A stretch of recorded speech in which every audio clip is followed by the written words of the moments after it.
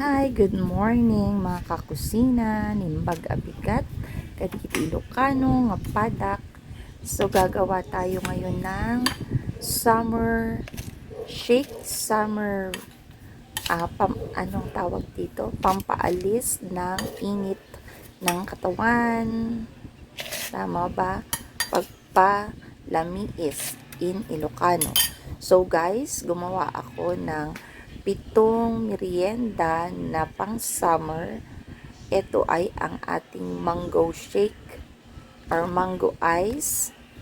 Gamit ko ang ube condense. Is usarek ket ube condense. So pwede tayong mag-Ilocano tutorial ngayon. So ang ginawa ko guys ay isang piraso or may nga piraso may nga bukel ti mangga. Nag-iwaak ti may nga bukel nga mangga and 2 nga yelo nga krinash ko. So naiintindihan nyo naman siguro ang Ilocano nung Tagalog nung aking sinabi. Tama ba? So 16 ounce na baso. Ayan. So, napakadaling gumawa ng merienda sa bahay. Mag-crush ka lang, meron kang mangga, may yelo ka, may gatas ka, at kung mas masarap ang gusto mong gawin, lagyan ng ang all-purpose cream.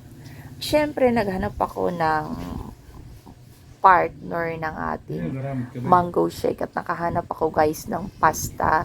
Meron akong tuna at meron akong nakatagong pesto na instant. So gawa tayo guys ng pesto tuna pasta. Yan. So pakuluan natin ang ating pasta al dente.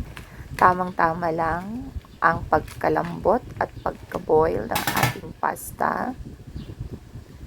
Ito ay binigay sa amin ng aming balikbayan at galing pa yan sa Amerika ang ating pasta. Siyempre, sa paggawa at pagluto ng pasta ay kailangan nating i-drain ang ating noodles. When i-drain tayo, matap no, masabaw-sabaw jay pasta tayo, masyado itong maluto at ma-overcook.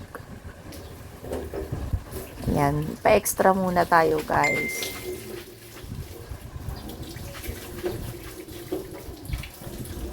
Yan. Drain lang tayo.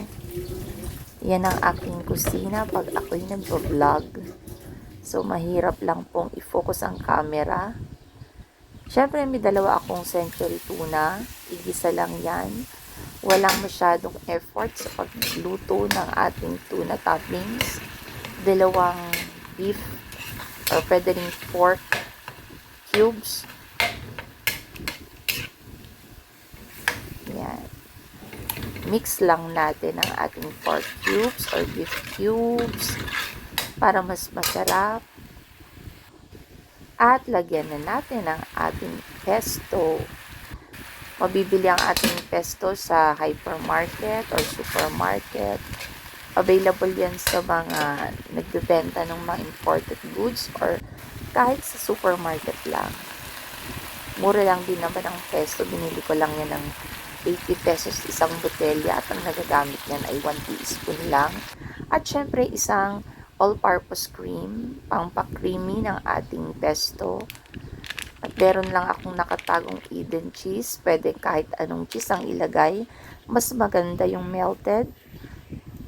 At i-mix na natin ang ating cooked noodles. Tapos ng ating pesto pasta tuna. Ihahalo-halo lang yan. Super creamy. Sinasabi ko sa inyo. Alam yung amoy pag nagluluto ng pesto ay para kang nasa restaurant. Sabi ko, parang nasa restaurant ako, ganun lang pala yon. So, eto, naka-prepare na tayo pero parang bumalik tayo sa aking video ng paggawa ng mango. Ayan o. balikan lang natin kung paano ko ginawa ulit yung loob ng ating baso.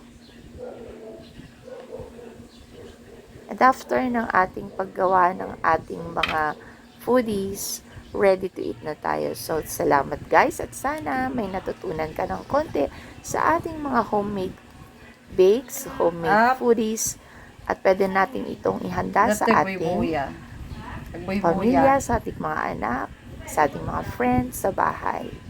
Salamat at sa lahat po ng di pa nagsusubscribe. Please subscribe sa aking channel. Konti pa lang po ang aking subscribers. Salamat!